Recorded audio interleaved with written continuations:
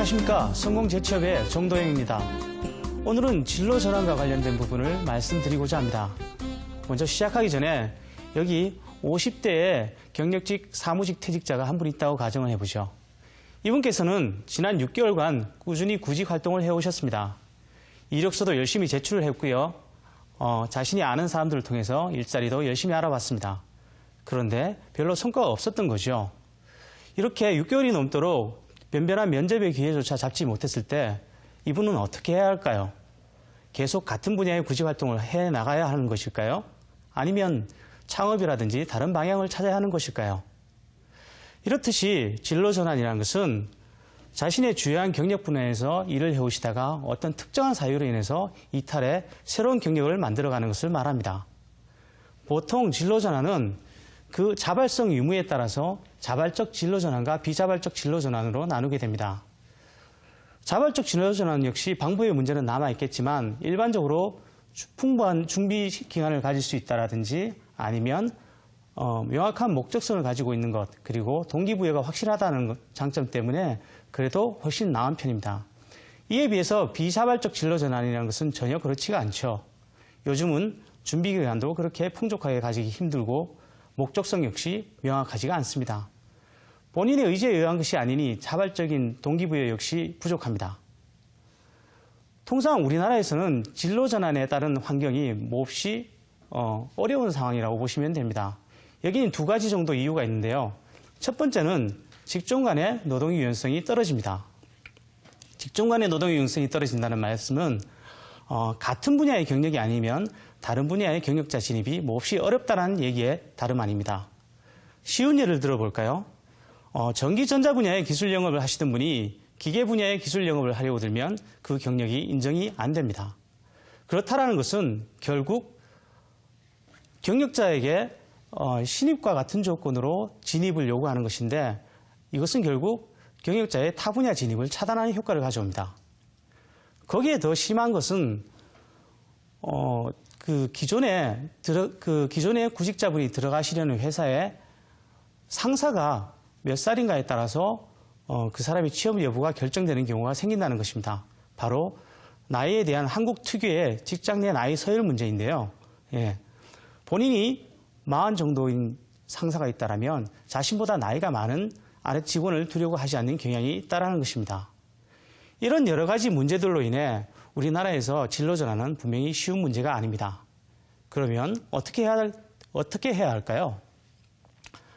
미국 노동부의 자료에 따르면 통상적으로 미국인은 평생 동안 3번에서 7번 정도의 진로 전환을 경험한다고 합니다. 우리나라는 아직 이에 관한 명확한 자료는 없습니다. 그러나 피치 못할 비자발적 진로 전환의 문제는 곳곳에서 점점 더 불거질 여지가 많습니다. 자, 오늘은 제가 진로 전환의 방법적 패턴에 대해서 주로 말씀을 드리겠습니다만은 그 전에 두 가지 확인하고 넘어가야 할 문제가 있습니다. 그것은 첫째, 자기 자신과 시장에 대한 이해는 맞췄는가 하는 문제입니다.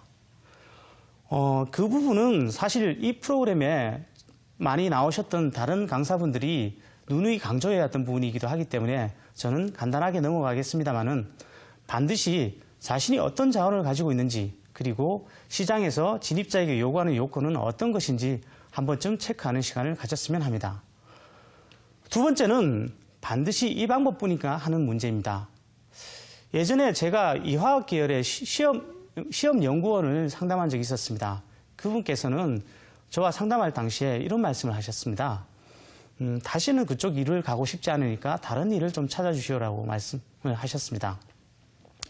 그래서 제가 고객의 요구에 따라서 그분에게 맞는 일이 어떤 일일지 같이 검사도 하고 상담도 하면서 그분에게 가장 최적화된 진로 모델을 뽑아봤었습니다. 그런데 놀랍게도, 아니 어쩌면 당연하게도 그분이 예전에 하신 일이 가장 잘 맞는 직업 중에 하나로 나오는 것이었습니다. 그래서 어떻게 된 건지 제가 여쭤봤습니다.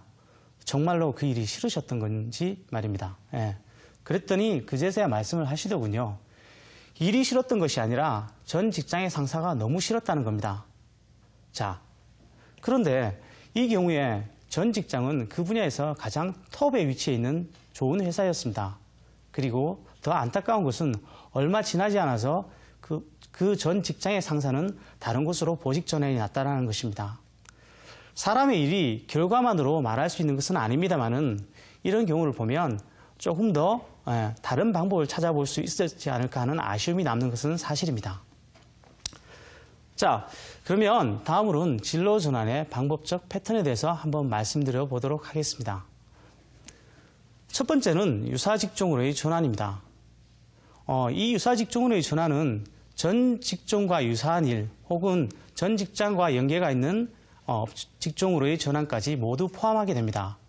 가장 대표적인 것이 대기업 임직원들의 하청 기업으로의 이직 같은 것을 말씀드릴 수 있을 것 같습니다. 제가 예전에 상담했던 분 중에 한 분은 호텔의 인사관리 업무를 담당하시는 분이셨습니다. 그런데 이분께서는 퇴직 이후에 호텔에 육류를 납품하는 업체의 영업관리이사로 옮기신 적이 있습니다.